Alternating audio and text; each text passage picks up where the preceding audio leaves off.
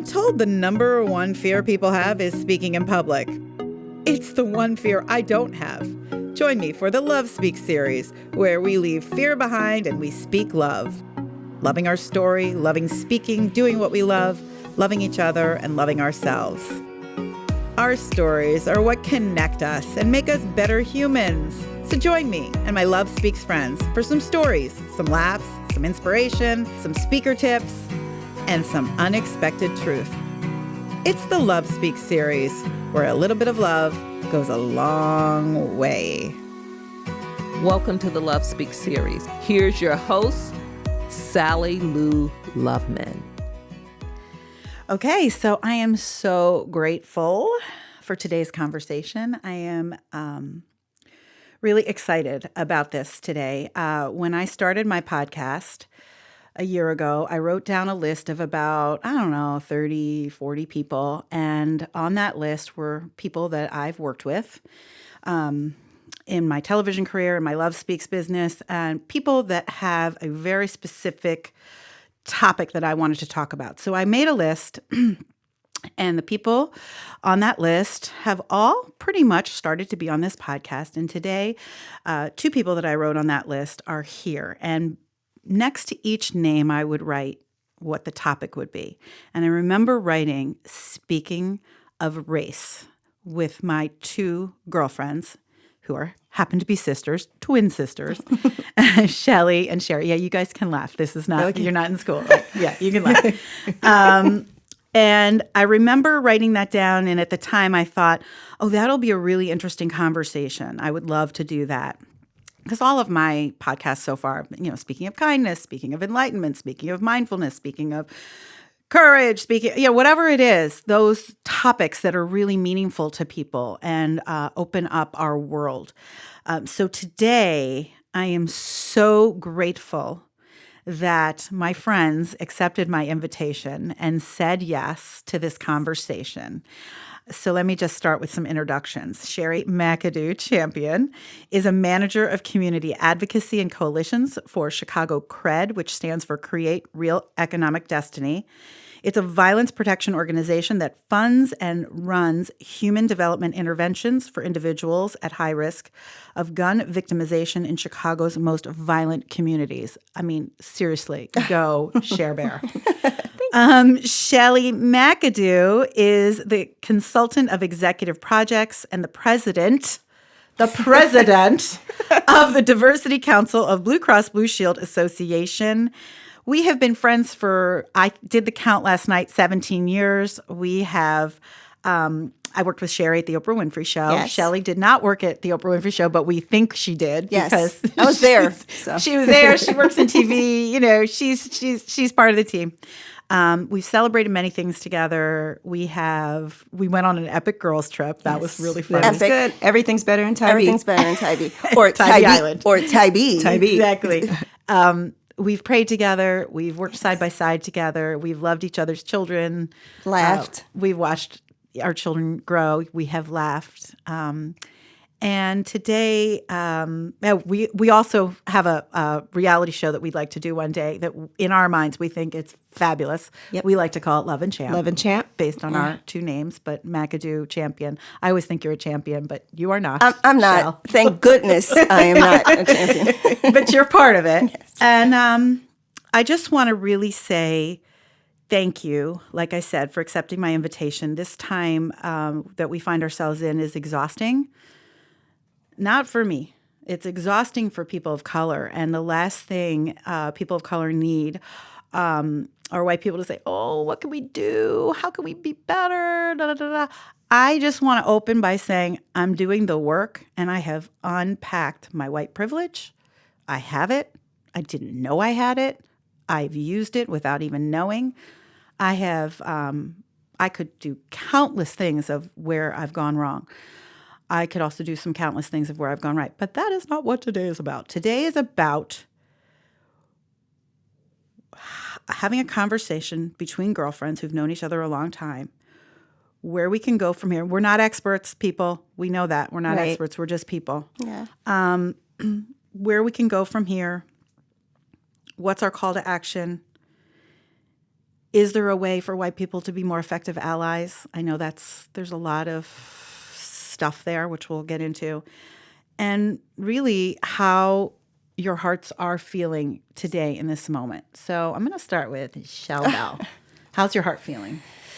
My heart is broken.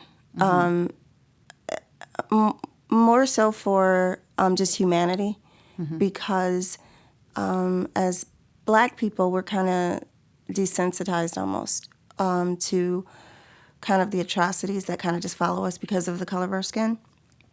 I do think time's up. Hopefully we're moving in the right direction. It's a different day for Black people, but what does that do for our interconnection with other races, specifically white people?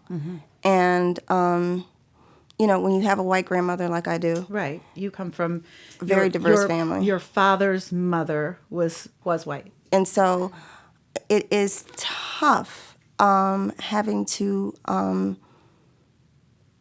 to. You don't want to play sides, and you don't want to be put in the situation where you're playing sides. But I'm a Black woman, and I'm a Black mom, and so you're kind of a Black mom of two boys, right? And so you're kind of put into the situation where it's like,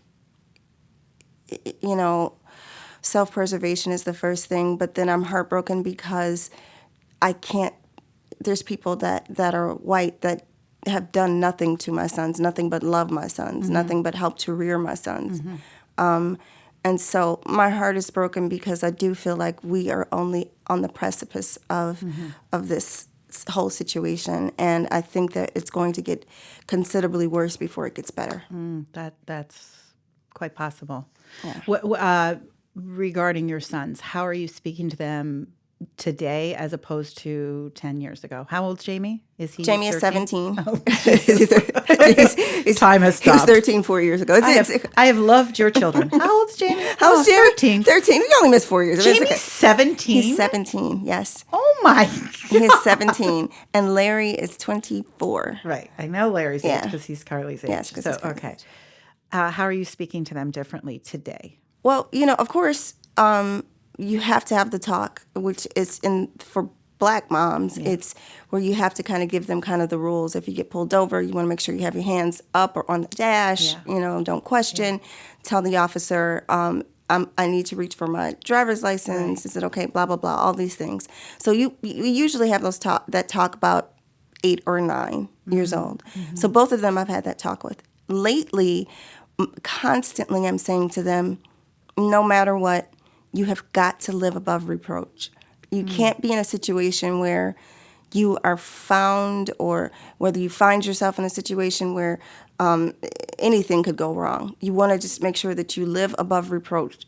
Don't drink, don't smoke, don't get iced tea, don't have a toy gun, don't have single cigarettes, none of that. Because it could go real wrong.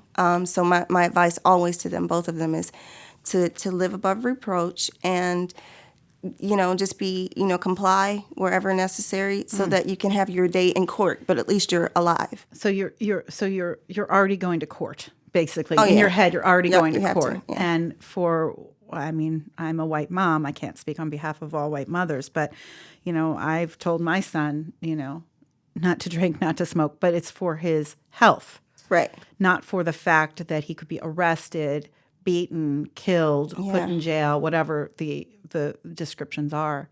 In fact, the morning that Ahmaud Arbery was shot and murdered, my son went out for a run. I did not know about the news, but I remember distinctly as he's leaving the driveway, we have a very busy intersection and near the house, and I said, Billy, be so careful at the intersection.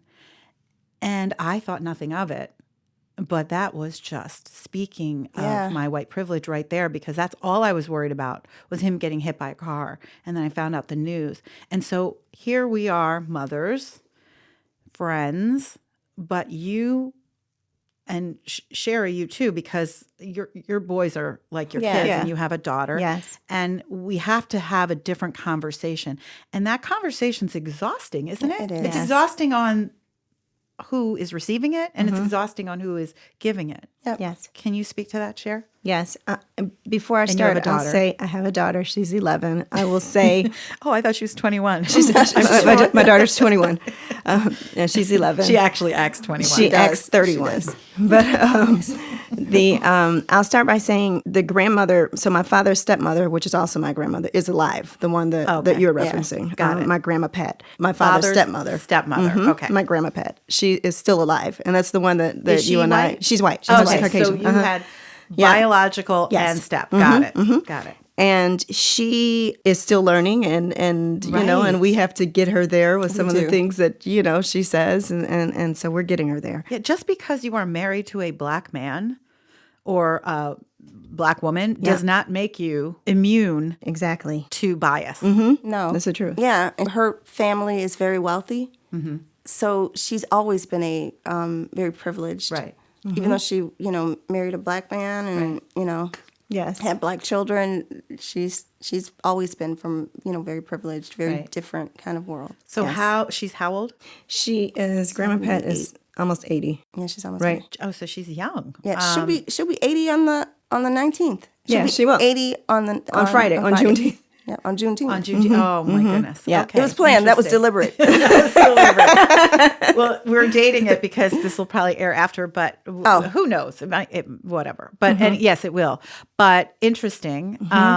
And how are you speaking with her? How are you So checking her? So she. Well, first of all, she's completely evolved, and she's not totally old school, but in her upbringing, you can kind of see it creep out a bit. Like, for example, with the CNN reporter, the tale of two worlds of the CNN reporters. You have the white CNN reporters with the white team on one corner, and then the black CNN reporters with his team was black and brown. It was black and Hispanic team on the other corner. The black CNN reporter gets stopped, arrested, and taken to jail. The white CNN reporter, nothing happens to him. Right. And then we're talking, my aunts and Shelly and I are talking to our grandmother, and then she says to us, yeah, he's got to really be careful because, and that's unfortunate that happened to him, because then they're going to search his priors. Right. And so we're like, What priors? what? Why does he? Why would you assume that he has priors? Like, Yeah. And then she's like, he just should have listened. He just should have moved and he shouldn't have said anything. And it was like, but the other guy didn't move either. He didn't even, right. It's not equal. Yeah. I will say that in doing this whole idea of what can we do? What can we do? White people like to fix things. I want to fix it. I think the thing that the three of us have in common is we have this fierce loyalty to whoever we love. Yes. And if our people are getting messed up, we're putting soup cans in the Oh, knapsack. we're putting soup cans in the backpack. Listen. And that's an inside joke. Yes. And so right now I feel like putting on my knapsack of soup cans, and I just want to get my message out. But what I'm learning is that's not going to fix anything. No. But doing the work internally is the way to dismantle this systematic racism that is now very subtle. So it's not like, of course we should be calling out any kind of racial injustice, but the subtlety of racism is so built into the system that we as non-Black people have to do the work internally to dismantle it. So that's what I've been doing, and it's been eye-opening to me because I'm like, I don't have racial bias. Oh, yes, I do. Yeah.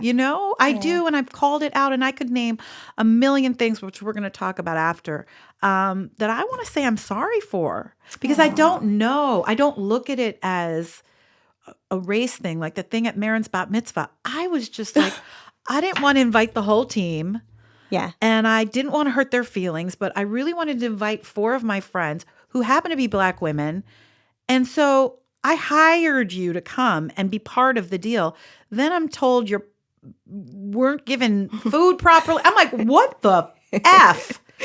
But that was my fault, and I didn't know it. And I call myself out on it. And there are other things.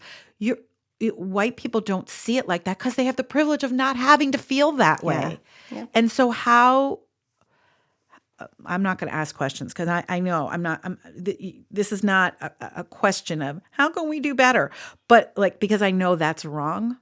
No, but it's not real. wrong. That's not wrong. But allyship is a thing. And I want to talk about that.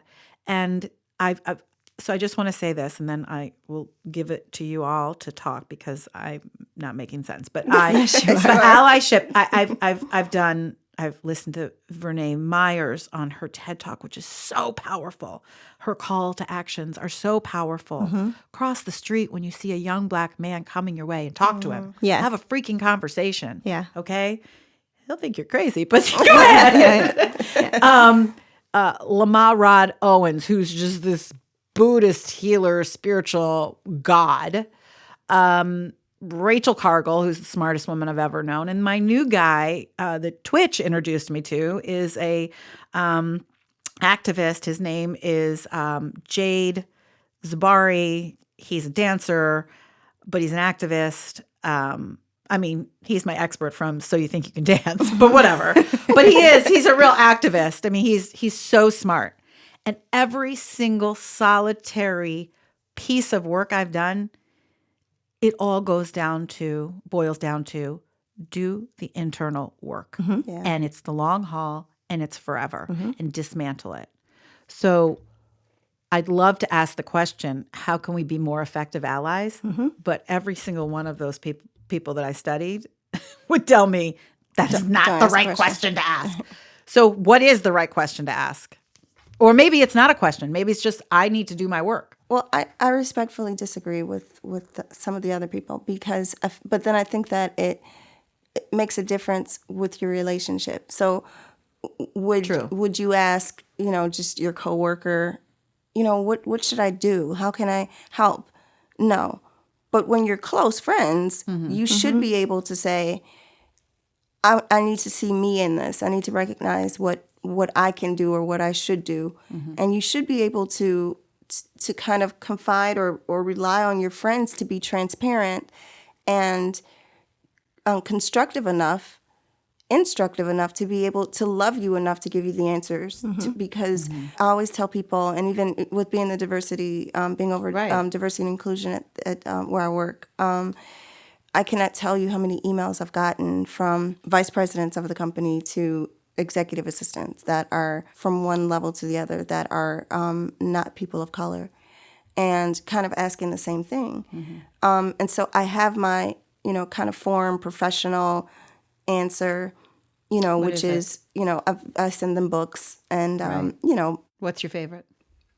Believe it or not, you're not going to believe this. The name eludes me, but it's about white supremacy. Okay. And we'll put it on the blog. Yeah, the only reason why that this particular book is good for me is because it takes you inside the mind of someone who feels like they are superior and who has a desperate need to maintain their superiority over people. I think that for me, the only way that I can understand or the only way that I can see why is to get to reverse it and to put myself in their perspective, from their perspective, kind to get a clear understanding. Kind of like watching Fox News when all you watch is CNN.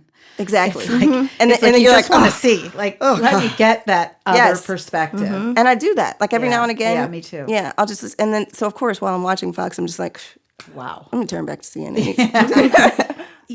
I wanted to ask you, given the work that you both do, how is your community at work doing through this? And we all know that this is not new. This is not news, anybody. It took a pandemic for us to be home and see it.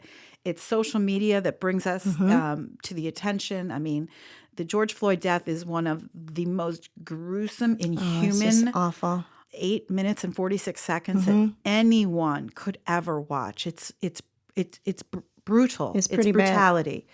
Pretty bad. How is your family, or how is your community at work? I will say, two things. The first thing I'll address is the video.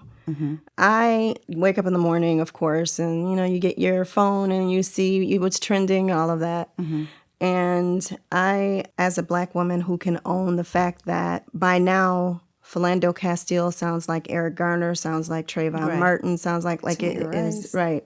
The It names. all happens so much Right. that it just sounds like another name added to the list that we put Well, on a you- T-shirt. and and a Yeah. hashtag and a Yeah. prayer. And Shelly said you Desensitized, Yeah. yes. And so this particular morning, the day after, the Monday after Memorial Day, Derek was getting ready to leave out because my husband, he had to go to, he has to go into the office a couple of days a week.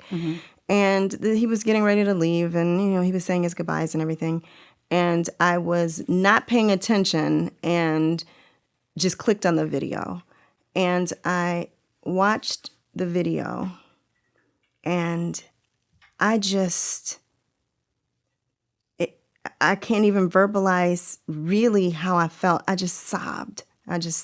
Because somewhere in the whole act of it, you can see in the officer's face that this was not a man anymore. He didn't care. This was an animal. This was a beast. This was not a man. Non-human. It was Yeah, it was non-human. And you just saw it in his face, and he was just His casual hands in his approach. pocket. Hands in his pocket. know. and someone mentioned sunglasses on top of his head. Super just, cash. Just cash. Like, I'm just gonna just smother the life out of this, strangle the life out of this man, or this non-human being, and I don't care about it. And I remember Derek forgot something like he always does, and he came back in the house, and I was sobbing, and he said, "Are you okay? What's wrong?" And I was like, "No, I'm pretty effing far from okay." And he's like, "What happened?" So I said, "Did you see this video?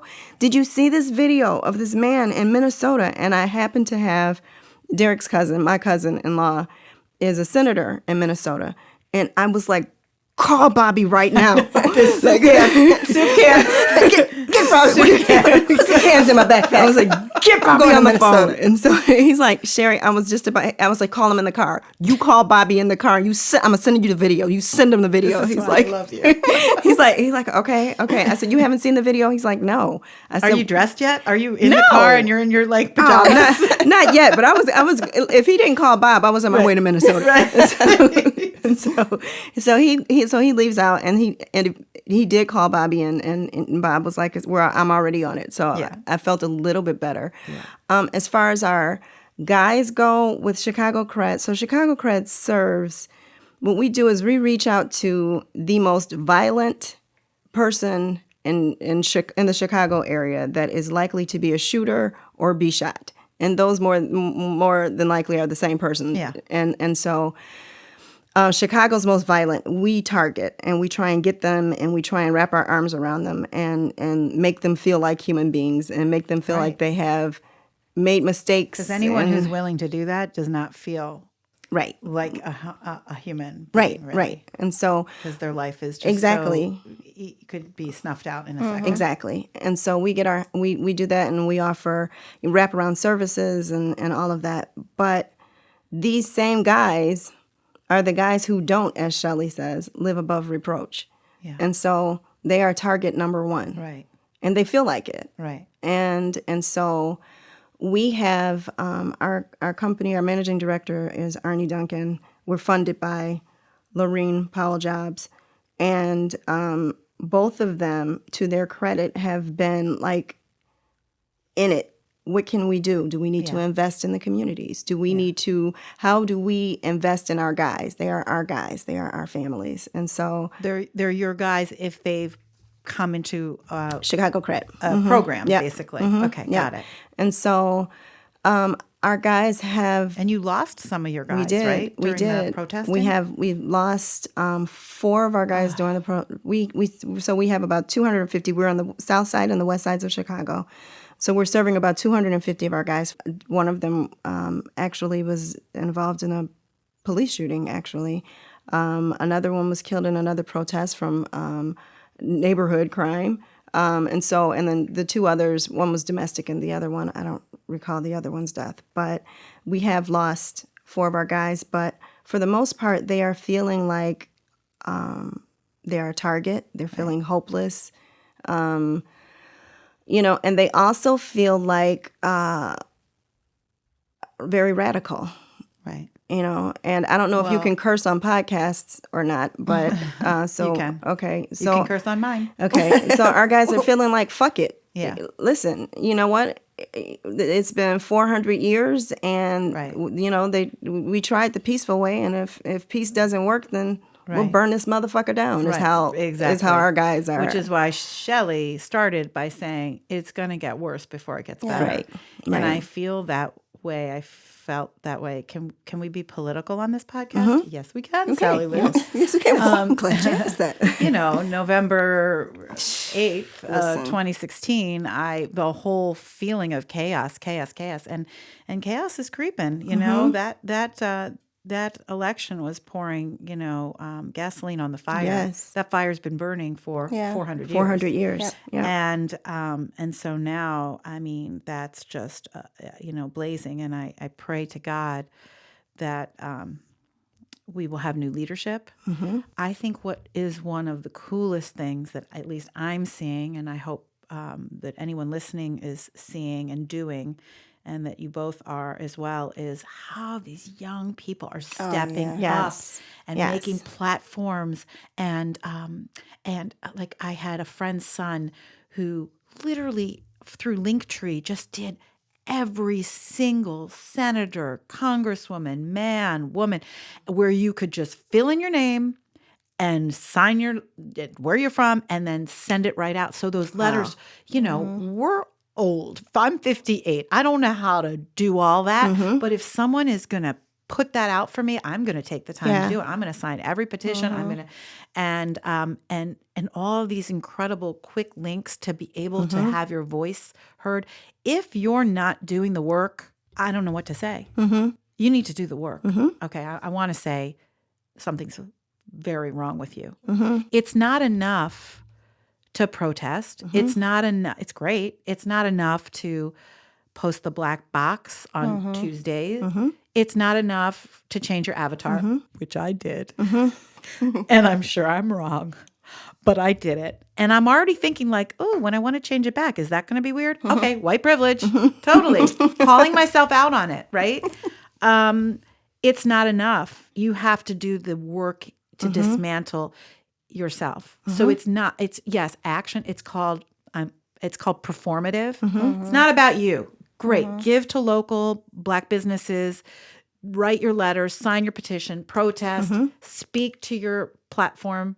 You know, I have I have a mixed community of people who follow me, but I have a lot of white people who follow me. So I'm always wanting to speak to white people to say, you know, let's step up. Let's step up. And I want to say something. I one of the things that my friend Jade Zubri from So You Think You Can Dance said, and he has a whole list, and I wrote them down, which I want to share with you. But one of the things he says is always have a mirror, hold yourself accountable, and have someone who can proofread your shit. And I had the soup cans in my knapsack, which is basically, if you're now wondering why we keep talking about soup cans, Yes. is that Shelly one day, her son had a problem with somebody had a being problem with bullied. him being bullied, and she she filled his knapsack with soup cans. Okay, He was 6. okay. Very good. He could barely carry them, but it was his confidence to say, "You mess with me, and you're getting a soup can knapsack." You get beat down with a can with backpack of soup cans. Exactly. Yes.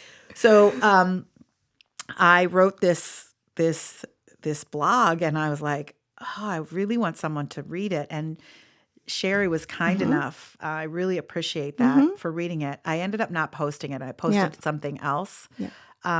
And crickets. Crickets. Literally crickets. It was so good. But it was crickets. And after I posted it, a really, really dear friend of mine who's white messaged me, and she's like, just so you know, the whole ally thing is controversial. And so then I watched Twitch and speak to Jade, and it was said there that allyship is not something you can call yourself. You can't call yourself an ally. It has to be earned. It's not a title you can give yourself. It's almost like giving yourself an Oscar. And I was like, oh, wow, I am really being checked. And I'm going to make mistakes all along the way, and I welcome being called out. And that's one of the things on his list to say, hey, what does he say? Humility is key. Don't be afraid to be called out. So I say that, first of all, thank you. I think it's really important to have someone in your life, in your community, that can be your proofer to say, is this okay? Yeah. Not to say you have to always play it safe, but like, is it okay? Right. Because then you learn. Yeah. Yeah. And I thank you for that. Yeah. Yeah.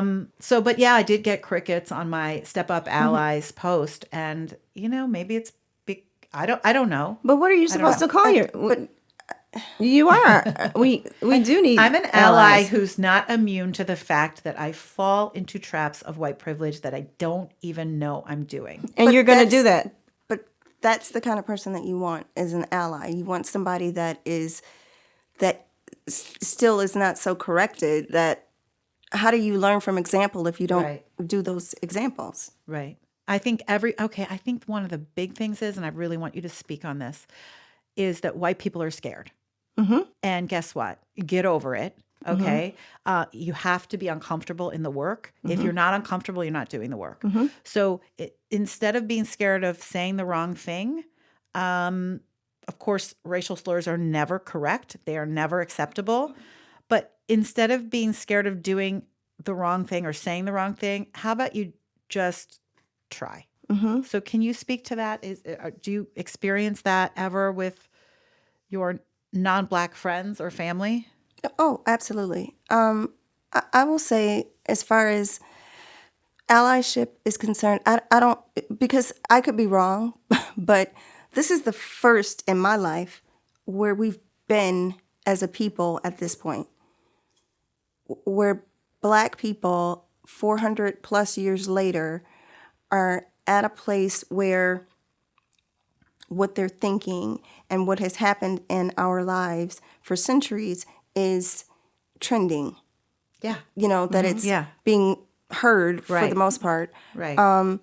So I don't know all of the rules of engagement. I don't know anything about allyship and whether you should. And You has to be earned. And I don't know anything about that. That is our work. Yeah. That is our work, but my you know people's work. how people are kind of telling you, oh, that's incorrect, or this has to be earned. How do they know that? How do they know that? I mean, it's like we haven't been to this. First point of all, before. I'm saying it from just like a soundbite. So there's more to everything that I'm saying, and I've been really, really, really deeply interested in all of this work. And at the dinner table, now that I've got my family home with me, we talk about it, and they laugh at me at how much I don't know. I mean, it's really it's sad. I mean, there's really they're like, Mom. And so my kids are educating me, which I am grateful for. Listen, I just want to raise 3 children who have big, wide open hearts, who are going to make a difference. And so however that plays out. But I don't know. I just think that if we white people knew the rules, it would be so easy. But guess what? There are no rules. The rules are do the work every time. The rules, I think, evolve and change. And so when it first started, when the protest for George Floyd first started, and I believe it may have been the same day that I saw the video, and I sent. Did you wait to see the video? Is that why? Was it too hard for you to watch? No, Memorial Day weekend, and it's not like I did very much because I was quarantined. Right. But I was just disconnected, from everything. So I didn't check social media. I wasn't following anything. For some reason, my daughter has brought this damn Sims 3 game on the Xbox. That thing is addictive. And so you're playing Sims. Yes, I'm playing Sims and living somebody else's life. Right. And then Monday rolled around, and then it was like, what is this? I had not seen the video. I was totally out of the loop, and it hit me like bricks. Right. And after I saw everything, and after I told my husband that you have to call Bob and something has to be done, then I texted 3 people, you, Angelica. Do you remember Angelica? Zaper? I love her. Angelica. Yes. And Whitney Reynolds. Whitney Reynolds. I texted 3 people. I'm in such And good company. yes, Those good white women. Or two white women. And I said, Angelica's white. I meant 2, meaning I'm the 3rd. Oh yes. Excuse me. That's really funny. I was like, Angelica's white. Why would she automatically go to Angelica? Angelica, I don't know. Said those 3 women. Well, Right. yeah, we know. I'm Well, the I could 3rd. see where if there was a question, it would be Angelica. I guess. Okay. But it's not. It was not. Okay. And so, and I sent them because immediately my mind started working, and my thought was, in order for us to be heard, then we are going to have to fight a different fight. Mm-hmm. And what that means is we're going to have a different approach. Who do people, if we're talking about society and the government and all of that, who do they listen to? Even if we're talking about police officers, you can tell from the woman who made the call about the bird watcher. Who do they listen to? White women. Right. So that means Right. our fight is going to have to look different. Yep. So we're going to have to start a movement which is what I call war, white women against racism. And when am I getting my T-shirt? And so, You told me that I would. Yes. And so I have to freaking love that. I have to put it together. And so that is what, to me, allyship looked like. There were only 3 people in my mind. I got to call Sally Lou. I got to call Angelica. I got to call Whitney, because these really are my sisters. It has nothing to do with color or anything. These are my sisters. But there are voices that Yes. that need to step up and be heard. Yeah. Rachel Cargill talks about the white woman is the most dangerous woman in America. I understand that. I get that, because white women kind of rest on their comfort and all of that. But I also believe that we are the most powerful people in America right now if we are ready to join your team of WAAR, because I'm ready. I bought the T-shirt, and I will buy a hat, and I will buy a bumper sticker, and I will do it all, and I will do the work. I'm not just about wearing the T-shirt, like we talked about. But it's funny that you picked those 3, and funny that I know them both, because we've known each other a long time. Angelica's married to a black man. Whitney has 2 black adopted brothers. I'm honored you picked me. I've had. What do you mean? Sally Lou, you are. I grew up in a white suburb. I went to a college that felt segregated to me. And thank God I work in television, where I met the most diverse group of people, men and women. And my first job, I met Fran, Shelly, and Bernice, who you all know, Bernice. And that was it. I was like, yes, please. Yes. I was like, you're speaking to me like I am, it was just comfortable. It was never, like, I had other white female bosses. It was never comfortable, really. And it just felt different to me. And I was like, I'm in. And so I think that's really where my allyship began. But I also was really raised with a fierce sense of loyalty. And my father had diverse friends. He was a doctor. So it was like, he had all white friends from growing up. But through his work, he was very instrumental in bringing up people through the sports teams at the college that he went to, men, boys, whatever, of all color and race and all of that. But that was my dad. So it was always innate in me. I was always packing my soup cans, technically, because I was taught the mantra, that's my sister. So my sister doesn't just mean Susan and Cindy, and now Christy and Susan and Julie and Susan, my sister-in-laws, but my sister means Shelly and Sherry and Bernice and Fran and Shelly and other Shelly. And I'm not an Oprah, and whoever I love, Betsy, I mean, it's just anybody, and I'm going to do anything I can to speak up and say, no, not on my watch. So that's what I'm doing. But I mean, there's a whole freaking backpack for me to unpack right now, and I'm working on it. Yep. I think that it is Backpack important. has really been quite a metaphor. It's a theme. It's a metaphor. I love this. I think that it's good that you're there and that you're willing to really kind of get in the weeds. Okay. I'm cutting you off. I don't need to. Okay, this is the work I'm doing. I don't need a compliment. Thank you. I don't need that. The one thing I've learned is people of color are not white people's therapists. Okay, I feel bad, but I don't need to exhaust another bone in your body to be worried about me. I've learned white people should never tell oppressed people how to feel. That's absolutely correct. Talk to me about that. Yeah, it's no one, specifically white people, should not have the audacity to tell me how I should feel right now, or to not validate my feelings. Right. And a lot of people, I've heard a lot of people say, that happened centuries ago. I didn't have anything to do with slavery. And this is white people that say that. Well, I had nothing to do with slavery. Yeah, but you don't understand. This is 400 plus years of year after year after year after year after year with very little change.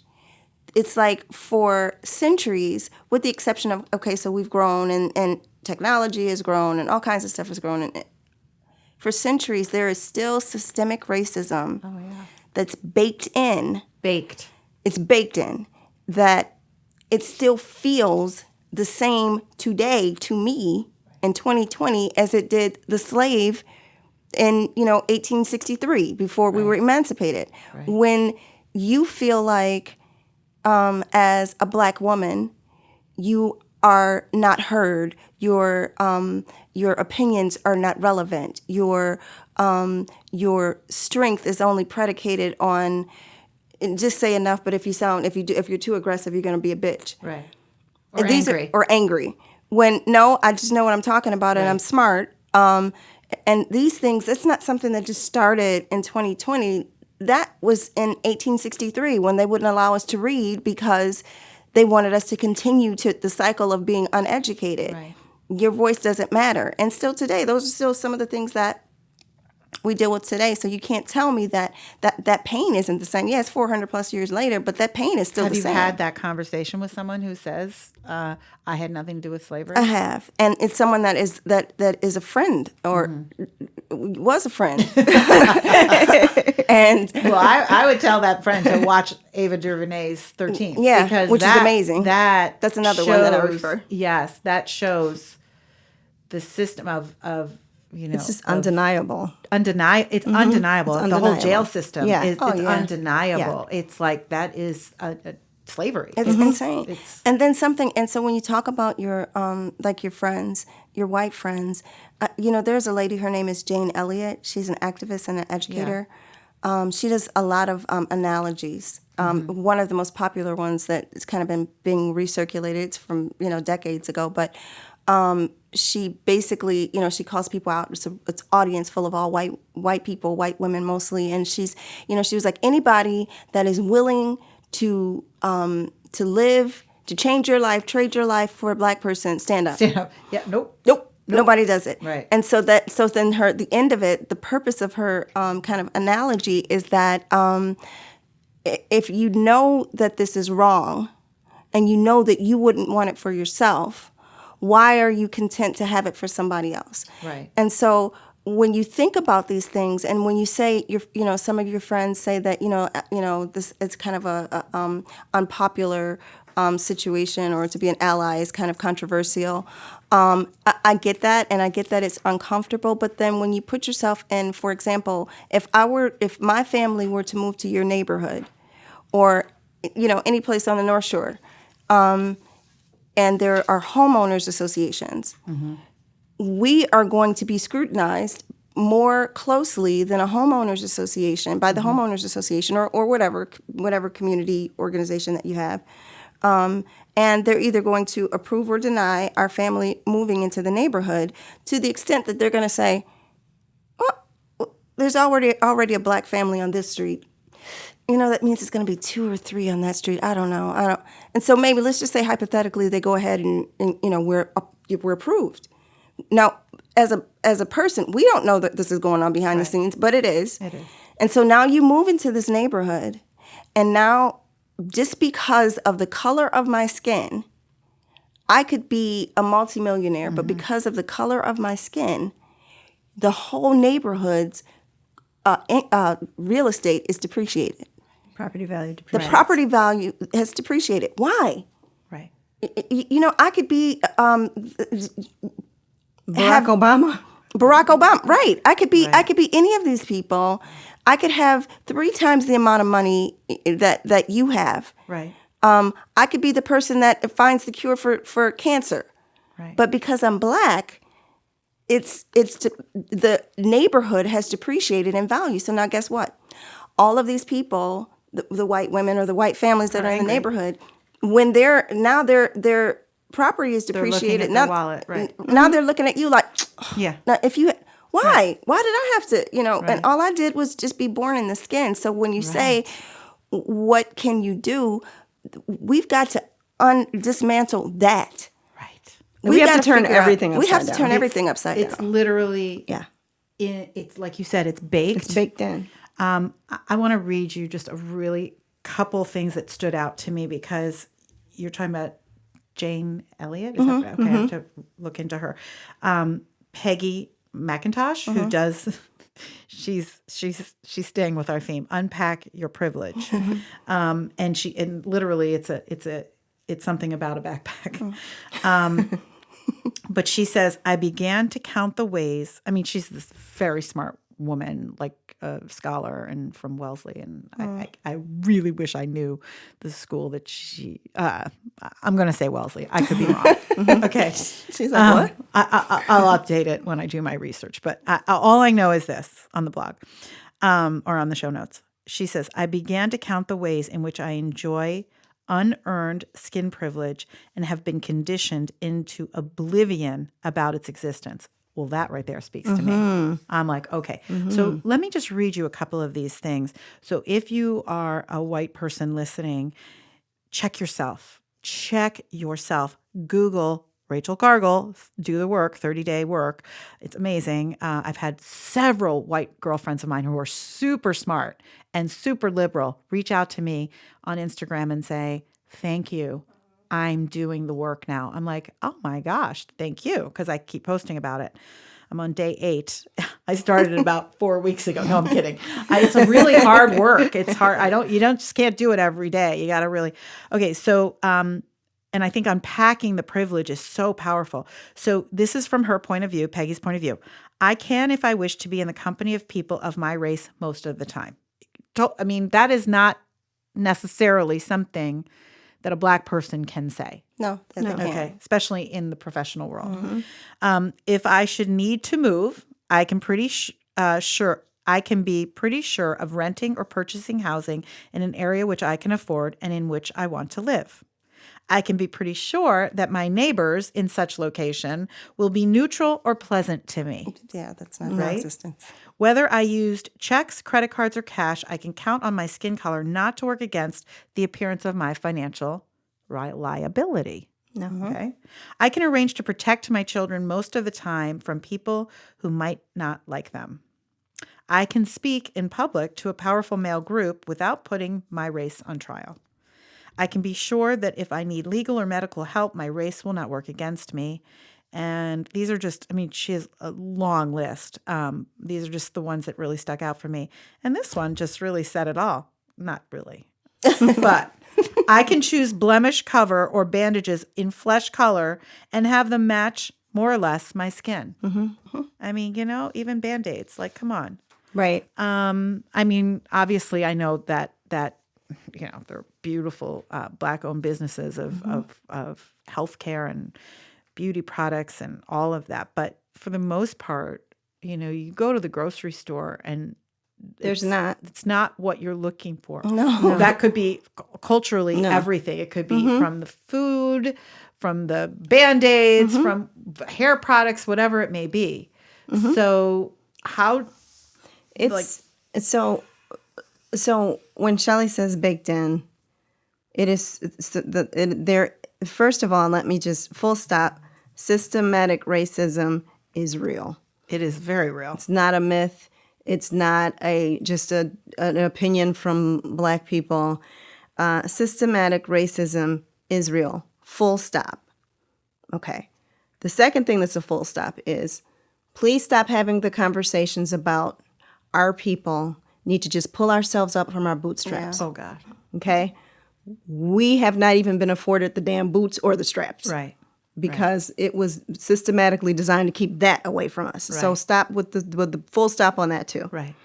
And so since I think or I know that systematic racism is real, then you're going to see it in products in the stores. You're going to see it in healthy food deserts in Black communities and Black neighborhoods, because if you don't have the advantage of healthy food in your neighborhoods, then you will have to have the non-healthy food, which then cause hypertension, obesity, cholesterol, diabetes, and all of those things. Which right? is systematic. It's There you go. systematic. Yeah. It's systematic. You also have pharmacy deserts, because then if you do get the diabetes and the high cholesterol and hypertension, you cannot get your prescription because there are no pharmacies in the neighborhoods. So now you're going to get more sick. Right. And so it is absolutely systematic, from the products in the store and product placement on which items get sold more than others, to the deserts in our neighborhoods. So it's all systematic. It's systematic, and being able to even get to the point where we are even considered to for financing to be able to purchase in Glencoe. We won't even get to that, or Glencoe or Winnetka or any of Barrington, or we won't even. Black people by design won't even get the financing to even make it to those neighborhoods. Most. Black The people by church in design. Glencoe that I love going to, the AME church, Dwayne Gary. Oh, I can't think of his name. He's a Reverend. He has an amazing video that I'm probably going to be posting on my link tree. The members of that church all lived in Glencoe 60 years ago, 50, 60 years ago. Because I was told, and I don't know if this is exactly the truth. Of course, I'm the worst researcher, but I research by my heart. But anyway, this church still exists. I've been to that church many times. Every time I go, there's a huge, every Sunday, it's part of the service. The question is, who's new here? And so the first time I stood up and I'm like, yeah, I'm new here. And it was so sweet. And it was 20 minutes of welcome, welcome, welcome. Well, then I didn't go for a few weeks. And then I went again. And who's new here? And people were looking at me and I'm like, I'm not new. I'm not new. I'm white. And so it became a joke. And so I've gone, and then I ended up finding a church.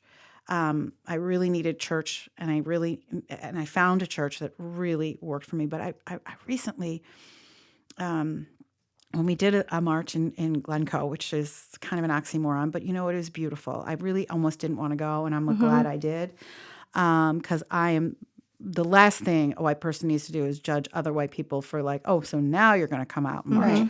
So anyway, because who am I to say? So I checked myself there. But anyway, this church has a very committed congregation who come from all over the city to come to Glencoe. Now I go to church and I go to synagogue. So our temple, we have a mixed religion family. And so our temple, we do a lot with the AME church. And we have a beautiful relationship with the church and the congregation and the minister. And it just is so interesting to me, the commitment to that church community, that the community drives all the way to Glencoe. And from what it seems, whenever our congregations are together, there's such great love between our community at the temple and the AME community. But you know what? I'm really excited when church is back up again to go to my church, Christ Church. But I'm also excited to go back to AME. And I just believe, what Vernay Meyer says, walk towards a relationship. Open up the door. Don't be awkward and think, oh, I'm too white. I talked about that in my blog. The Association of Black Collegians was the house at my college. That's there were barely any Black members in the Greek system. So there was a separate house, and I was like, why? Well, again, that's my point of view, but I never went in. I never knocked on the door and said, hey, hi, I'm Sally Lou. Yeah. You know, because I felt too privileged, too white, too awkward, too uncool. Yeah. And that was a mistake. It was a huge mistake. I could have changed so much more about my life. I could have changed the trajectory. I could have made really wonderful friendships. I didn't knock on the door because I was too afraid to be told, like to be judged, basically. Yeah.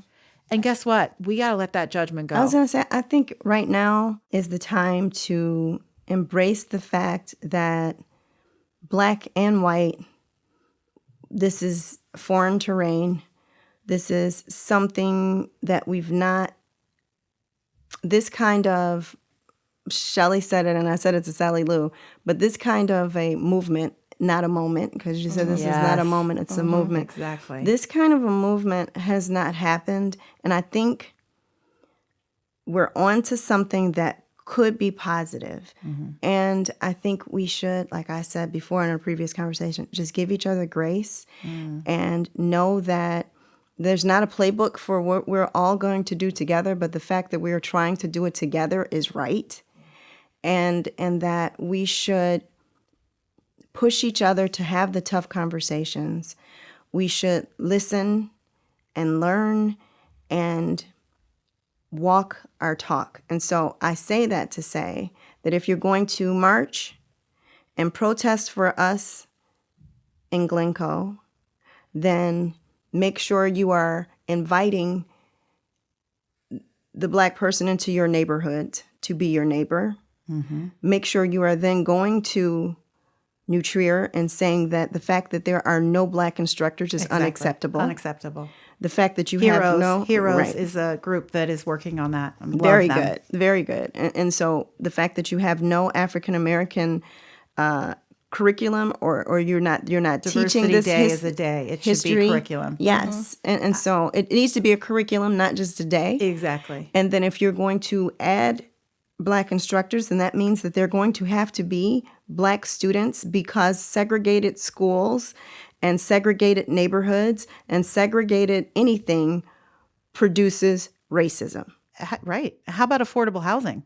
Exactly. There you and go. So affordable housing, you want to make sure that you are able to have people who can afford to be a part of your neighborhood. Now, does affordable housing mean that they're going to build Cabrini Green in the middle of Glencoe? No, It does but not. affordable. So when you say affordable housing, I think people automatically go to Projects, no. exactly. That's not what affordable housing means. And so educate yourself on what that means. Right. Be open to having neighbors that are diverse and don't